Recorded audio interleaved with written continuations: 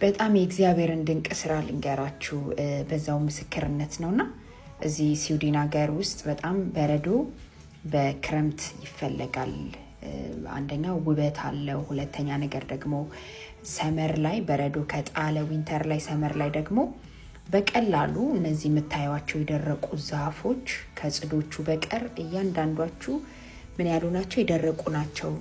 ቅጠል የሚባል ነገር የላቸውም። በቃ ረግፈዋል። ሲዝናቸው አልፏልና አሁን ሲዝናቸው ምንድነው? የበረዶ የመጥገቢያ ሲዝናቸው ነው። መሬቱም እንደዚህ እንደምታዩት ነውና እንዳጋጣሚ አሁን ራሱ ይሄ ስኖ እየወረደ ነው። በጣም ነው የሚያምረው፣ ደስ ይላል፣ ውበት አለው። እንደዚህ ጽድ ላይ ደግሞ ስታዩት ማለት ነውና ከዛ በዘለለ ባለፈ ግን ለምንድነው የሚያስፈልገው ስትሉኝ ዝናብ የሚዘንብበት ሀገር ስላልሆነ በብዛት በረዶ በጣም አስፈላጊነቱ በክረምት ላይ ከወረደ በኋላ ምን ይሆናል?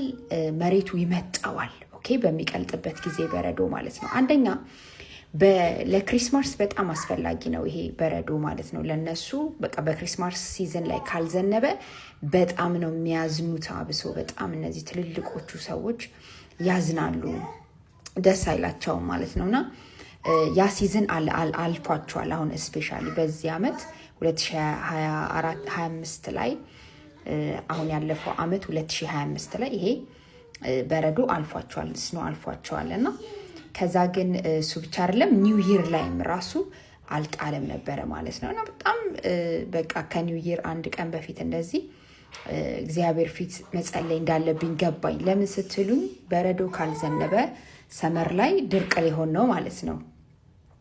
መሬቱ ካልጠጣ ምን ሊያበቅል ይችላል? ሰመር ላይ ምንም አይነት ነገር ማብቀል አይችልም ማለት ነውና ከዚህ የተነሳ ድርቅ ይመጣል።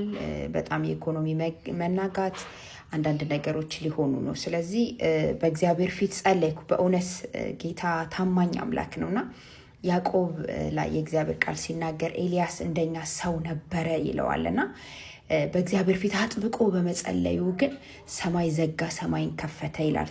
ምን ያህል ጸሎት ፓወርፉል እንዳለው እግዚአብሔር እኛን እንዴት እንደሚሰማን ሊያሳየን ፈልጎ ነው ኤልያስ ሰው እንደሆነ ያመለከተንና ደግሞ የእግዚአብሔር ሰሚነት ጸሎት እንዴት እንደሚሰማ እግዚአብሔር ማለት ነው።